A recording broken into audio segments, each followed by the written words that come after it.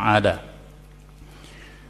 Sebelum daripada masuk kepada tajuk, saya ingin juga sebut kata satu daripada fitnah yang ditakuti ialah fitnah bala di dalam masalah agama, khususnya di dalam akidah. Kerana sesat di dalam akidah menyebabkan bagi kita kufur wal-'iyadzu billah.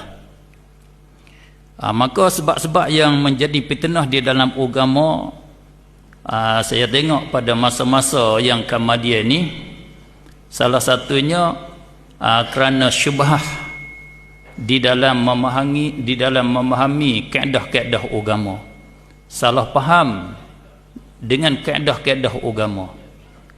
Yang saya boleh sebut setengah daripadanya menjadikan perkara yang bukan dalil dijadikan dalil, perkara yang bukan dalil betul-betul dijadi dalil di dalam agama. Ini salah satu sebab bagi sesat di dalam agama, menyeleweng di dalam agama. Buat pengukuran dengan bukan perkara jadi alat ukur, bukan tali inci, tapi ambil tali tu pergi buat tali inci. Itu sebab bagi salahnya. Di antara